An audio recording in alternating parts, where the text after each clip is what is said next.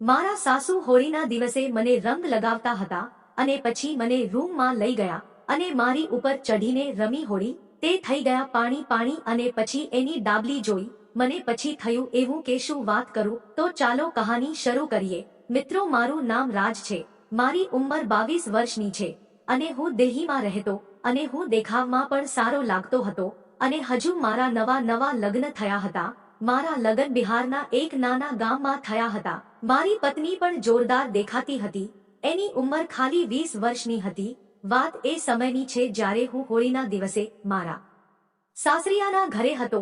મારી પત્ની ટ્રેનિંગ માટે મુંબઈ ગઈ હતી અને હું સસરાના ઘરે બેડરૂમમાં સૂતો હતો. અચાનક બહારથી હોલી હોલી હૈના અવાજો આવવા લાગ્યા અને હું જાગી ગયો અને બહાર જોવા માટે આવ્યો. બહાર આવીને જોયું તો મારા સાસુ હોળી રમતા હતા અને આખા રંગથી રંગાયેલા હતા. એને જોઈને કોઈ એમ ના કહે તે એ મારી સાસુ હશે, કારણ કે મારા સાસુ એકદમ ફિટ હતા. એની ઉંમર 40 વર્ષની હતી પણ એ 32 વર્ષના લગતા હતા અને રંગે તો એકદમ દૂધ જેવા ધોળા હતા અને માખણ જેવા મુલાયમ હતા.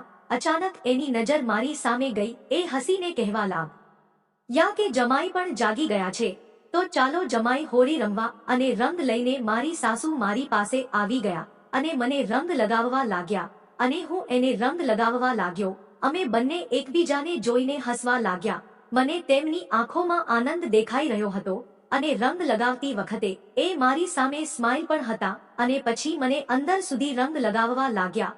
હવે મારી અંદર પણ કંઈક થવા લાગ્યું હતું અને હું પણ એને રંગ લગાવતો હતો. મારા હાથમાં લાલ રંગ લીધો, બ્લાઉઝની અંદર રંગ લગાવવા લાગ્યો. હવે એ પણ મધોશ થઈ ગયા હતા. આ દોડધામમાં મારી સાસુ ની સાડીનો પલ્લુ લપસી ગયો અને સામેનો નજારો જોઈને હું હેરાન થઈ ગયો અને સુંદર નજારો જોવા લાગ્યો અને એણે મને એની નજીક ખેંચી લીધો અને મને રૂમમાં લઈ ગયા અને થોડી વારમાં તો અમારી હોળીના રંગ પ્રેમમાં ફેરવાઈ ગઈ અને અમે લોકો આનંદ કરવા લાગ્યા અને હું એની ઉપર આવીને મજા કરવા લાગ્યો હતો અને એ પણ મને સાથ આપતા હતા. હજુ તો અમારો કાર્યક્રમ ચાલતો હતો.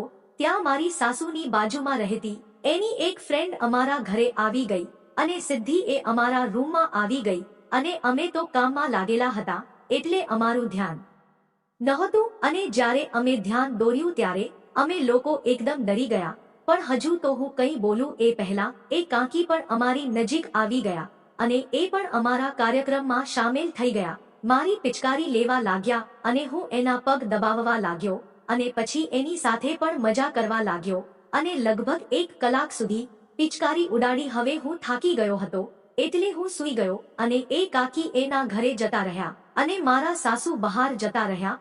જ્યારે હું જાગ્યો ત્યારે હું નહાવા માટે બાથરૂમમાં ગયો તો ત્યાં મારા સાસુ અંદર આવી ગયા. આને પછી શું થયું વાર્તા આગળ સાંભળવા માંગતા હોવ તો વિડીયોને લાઈક કરી ચેનલને સબસ્ક્રાઇબ કરો.